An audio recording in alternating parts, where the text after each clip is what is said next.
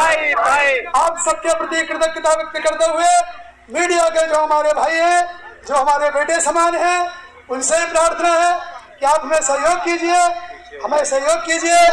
सहयोग कीजिए, हमारे काम को आगे बढ़ाइए और हमारे विजय श्री में आप भी सहायक बनिए।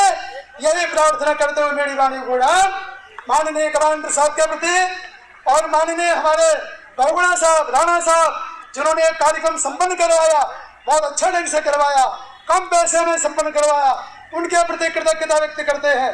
जो हमारे अंशदान करने वाले भाई है, जिन्होंने अपना अंशदान किया, हमें पता है कि आपकी ये रोजी रोटी की कमाई है, आपकी बड़ी मेहनत की कमाई है, खून पसीने की कमाई है। हमने आपसे विशेष आह्वान नहीं किया था, लेकिन हमें पता है कि भले ही आप गरीब रहे, लेकिन आपका दिल बहुत बड़ा है। आप सबने जो है अपने पूरे हृदय के साथ में आज ही माननीय हमारे नारखेड़े साहब की झोली जो कल तक खाली थी, उसको थोड़ी सी भरने की कोशिश की है। उन सब भाइयों के प्रति हम कृतज्ञता व्यक्त करते हैं। जिन भाइयों ने हमारे एमपी को यहाँ लाया, उनके प्रति कृतज्ञता व्यक्त करते हुए, आप सभी नेताओं के प्रति कृतज्ञता व्यक्त करते हुए मैं अपनी वाणी को विराम देता हूँ। बहुत बहुत धन्यवाद। माननीय कमांडर साहब आप आइए सर, दक्षिण के हमारे भाई नरगोंड साहब, इसके बाद में CS मंजुनाथ जी और भाई जिनका हम नाम नहीं ले सकेंगे, कमांडर साहब उनके प्रति कृतज्ञता व्यक्त करेंगे। माननीय कमांडर साहब जोरदार तालियों के साथ स्वागत। आदरणीय राष्ट्रीय महासचिव जी, हमारे श्रद्धेय वीरेंद्र सिंह राजावत जी, उसी प्रकार आदरणीय PN पाटिल जी, आदरणीय नरगुण साहब तो अभी नहीं, यहाँ पर चले गए, हमारे पूरण सिंह जी, KS तिवारी जी, हमारे डंगवाल जी, बहुगुणा जी और हमारे भटनागर जी, CB सिंह जी और बचे सिंह राणा जी और हमारे मेरे सभी भाइयों बहनों माताओं, आज की मीटिंग, आज का ये जो हमारा सम्मेलन हो रहा है, वो बहुत ही महत्वपूर्ण है।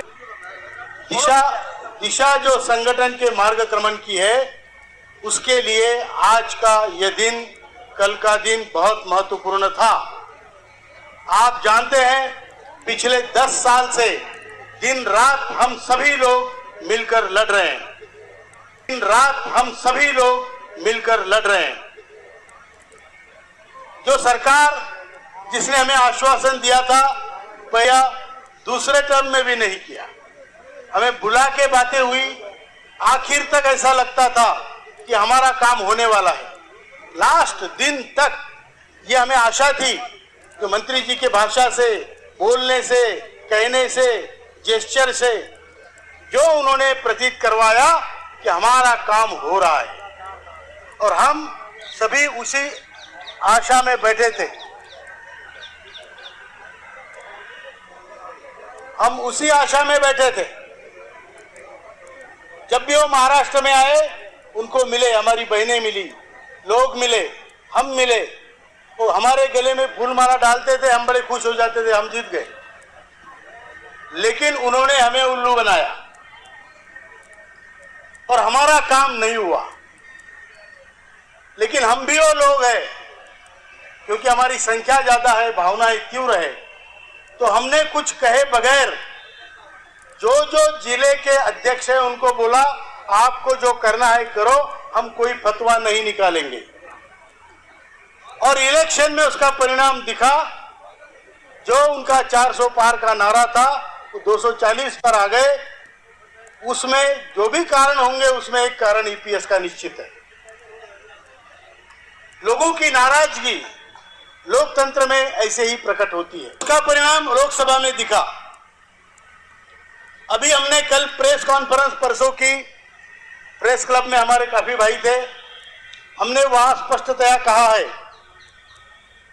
कि अगर हमारा काम महाराष्ट्र से इलेक्शन से पहले नहीं होता है, तो ये जो सरकार है जो हमें झांसे दे रही है, उसका एक MLA भी चुन के नहीं आने देंगे।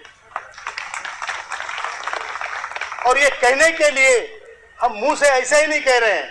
महाराष्ट्र में आपकी संख्या तकरीबन वोटों की जो हमारे संगठन के आदेश पे चलेगी उसकी संख्या है 1 करोड़ और उनकी सरकारें बनती है 1.25 करोड़ में।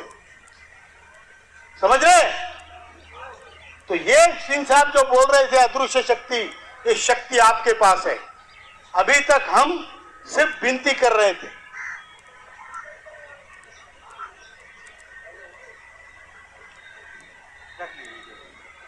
आप बोलो। मैं अभी तक हम सिर्फ विनती कर रहे थे, अभी हम कार्यान्वयन करेंगे, हमारी शक्ति का उपयोग करेंगे, क्योंकि युद्ध खत्म होने तक ब्रह्मास्त्र रखने में कोई फायदा नहीं है। बराबर है कि झूठ है? और ये निर्णय से आप सहमत है कि नहीं है? अगर हमारा काम नहीं हो रहा है, आपके हमारी दाल हमारा चावल जो खिचड़ी आप पका रहे हैं उसमें से अगर हमें एक छोटा सा दाना नहीं मिलता है, आपका झूठा भी नहीं मिलता है, तो उस खिचड़ी में उस सब्जी में ढेर सारा नमक डालने का काम हमारा है। बराबर है कि झूठ है? बराबर है क्या?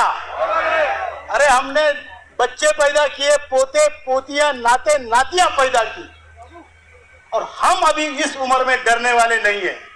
मरेंगे तो मरेंगे, ऐसे भीख मांगते हुए नहीं मरेंगे, लड़के मरेंगे। मंजूर है? तो ये हमने कल प्रेस कॉन्फ्रेंस में कहा। जो लोग हमें कहते हैं कि आप बीजेपी के पीछे पीछे घूम रहे थे, हम घूम रहे थे, विश्वास के साथ घूम रहे थे। 10 साल वेट किया हमने, अभी होगा। प्रधानमंत्री जी ने कहा है अभी होगा, अब नहीं होगा तो नहीं होगा, लेकिन जो हमारा आचरण होगा उससे बुरा तुम्हारा आचरण होगा। तो 200 लोग मर रहे हैं, तो आपको बाकी रेवड़ियां बांटने के लिए आपके पास पैसे हैं, आप लाड़की बहना कर रहे हो। इलेक्शन आते आपको कुत्ते समझ के रखा है, टुकड़ा डालो आ जाएगा।